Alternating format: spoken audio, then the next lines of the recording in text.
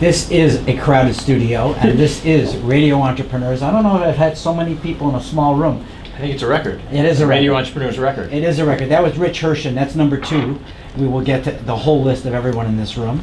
And we are at Gray and Grave. Rich Hershen's talking. And besides Rich, we have the ADD Pro on the phone already, Kelly Berardi. She dropped it when I said that.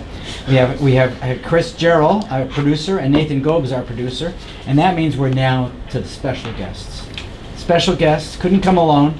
We have Dave Friedman and Spencer Taylor, co-founders of Knox Financial. Welcome, guys. Thank you. Thanks for having us. What's the Knox on Knox? What is the Knox on? What is the Knox on? I've Yeah. been rehearsing that one. Off the top of my head. Well done. Right. So Knox exists to make it incredibly easy to turn a home into an income property. The general use case is you're going to move. You lived in a home for a while. The home has gone up in value substantially. You actually look at it and say, this has been my best investment. And then you think, why would I sell my best investment? And the answer is you shouldn't. But then you start thinking, wait a minute, I need to hire a property manager, I need a lawyer, I need to find a tenant, I need a maintenance guy, I need a different insurance policy, I might need to refinance my home. And you say, screw it. Can we say that on the radio? Call Spencer. And you know what you do? You don't hold the home, you sell it, you look back in a few years and you really regret it. And that's actually like a running joke among a lot of people. The home I owned 20 years ago, it's worth another $2 million now. Imagine I still owned it, imagine I'd rented it out. Mm-hmm. Knox exists so you don't have to. You don't have to sell it. You can put it in our program, you do none of the work, we turn the home into an income property, you still own it, we send you a check and a statement every quarter, a 1099 every year, and you're a passive owner.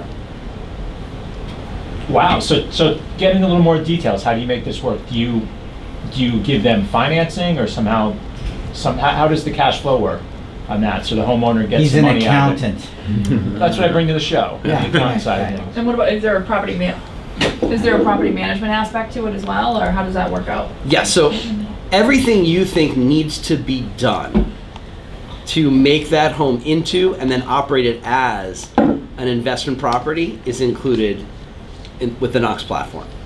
All right, so how does the cash flow work? We actually run a separate bank account for every single unit. We collect rent into that account. We pay all the expenses out of that account. At the end of the quarter, we true up with the homeowner. We deposit money in their bank account. We send them a statement. 99% of that is automated through our software. So you don't know about it, you don't see it, you don't care about it as the homeowner. You just get a statement. You know what's going on. Financing. If somebody comes to us and says, hey, we want to be in the program, but I need $100,000 for a down payment on my next home, we have a mortgage function within the product.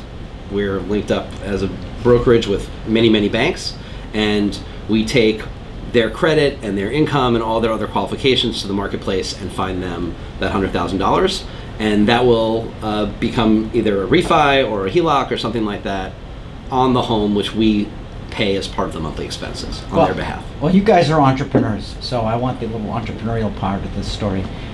What were you doing before this, and how did you come together and decide to get this whole thing started? Well, so, ad online, no. Dave and I met 12 years ago, I think, and so Dave's former company, Boston Logic. I worked for a competitor at that time, based in Burlington, Vermont, called Union Street Media.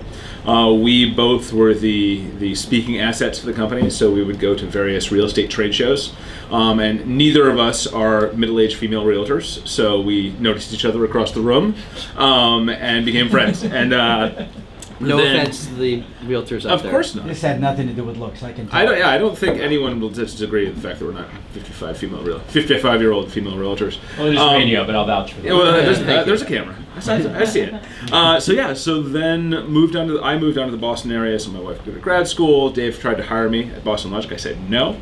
I started another company. That kind of went through. Dave tried to hire me again. I said no. I started another company. And then finally, we were sitting down. He was like, hey man, lots of really exciting things are happening at Boston Logic. Come on, help me do this. Did that. Came in, and we, like almost a year to like the day after I joined the team, we exited that to a private equity firm. Dave and I stayed on through the transition, throwing around ideas, and then decided to start something new. So that's the long answer to that question. I also think, I'm thinking about other cities, that this must be something that's big in other cities as well. New York, London, but this is a big school town. Is there like a whole industry that's created around this that's been happening? And how did you learn about all this? There's not an industry doing what we do. So we've created a new category. Rentals happen around the country. 40% of families, households are in rental property in the United States. So that's about 50 million households exist in rental property. That's not a new thing. It's a huge asset class. Half of that housing stock is owned by institutions, so large buildings, and the other half is already owned by people like you and me and the listeners out there. So there's over 10 million Americans who own about 25 million homes and rent them. Our thesis is we're going to help tens of millions more own income property as investments. We're going to make it easy for them to go from, hey, I invest my money through stocks and bonds and brokerage accounts, to I invest my money in that and in real estate that I own. What was like the aha moment that the two of you got together and said, you know what, this is a business here, there's a need for this, and you decided to make it happen?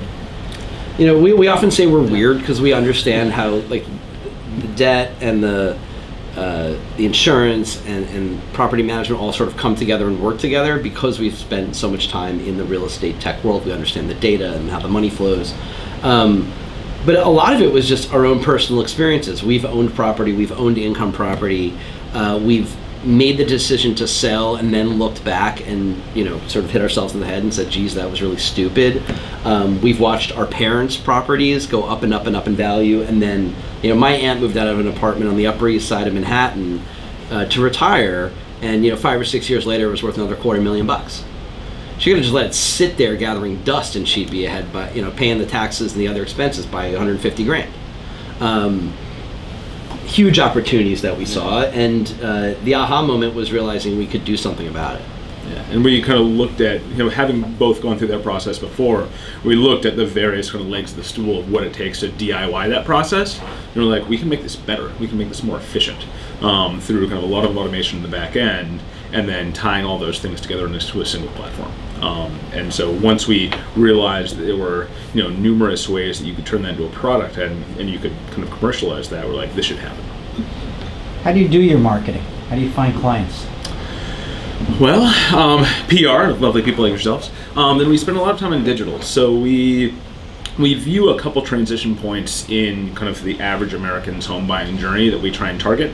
Young families, I have 2 kids, and there are a lot of families that are in my neighborhood who bought their first condo, 1 or 2 bedrooms, 5 to 7 years ago. They know it's time to move, but they know the area is going up into the right like mad. They don't want to miss out. So that's one of our profiles that we try and attract. We try and kind of focus with those people, both through intent-based marketing online and also demographic-based marketing. Then we also think about the other big transition point in people's homeowners journey, which is kind of retirement when they're downsizing.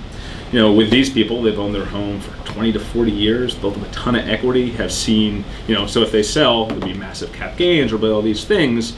And so we really kind of talk to them about how this can be an incredible tool to help them fund the retirement they want to have.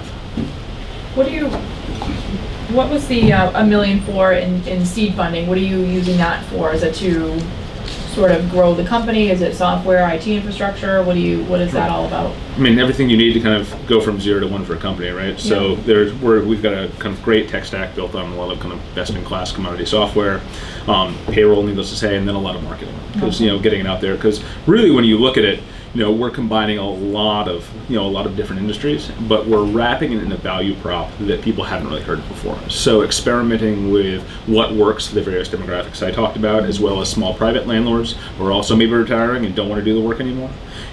Figuring out what messaging and where they are in their process and how we can kind of come into that conversation, kind of enter that conversation in their minds and show them a better way to move forward. The other answer to your question is to look at what a financial product is. To the buyer of that product, which is a consumer, they only see the tip of the iceberg.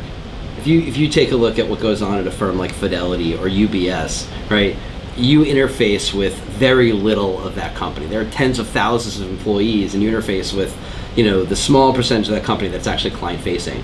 There's an amazing amount of infrastructure that makes investing easy. Mm-hmm. And so we're doing that in a way it's never been done before. So we not only have to do all that stuff, but we have to do it in a way that, by blazing our own path. Wow, very exciting. And because it's so unique what you're doing, we hope you come back on the show again and keep us more informed. Love and to. our listeners as well. Spencer and Dave, if someone's looking for you at Knox Financial, how would they find you? They can come to our website at knoxfinancial.com, Knox financial.com, or find us on various social profiles. You'll find us out there in the world. And we hope we see you at the next Radio Entrepreneurs Cafe. We look forward to We'll it. have you network with us, and we know Nathan's going to send you some stuff on that. And same thing with all our listeners who are going to be showing up. My name is Jeffrey Davis. I'm here with my full team, Rich Hirsch and Kelly Berardi of Gray, Gray & Gray. Thank you for hosting the show. You guys have been great. It's great to be here. Thanks for having us. Right? And as usual, Kelly brought the smart question. Well, yes, that's her role. That's her role. She's got to be the smart one. Thanks to the team. Thanks to Gray, Gray & Gray, great hosts and great partners with Radio Entrepreneurs, always promoting entrepreneurship. We're going to take a break. We'll be right back after these messages.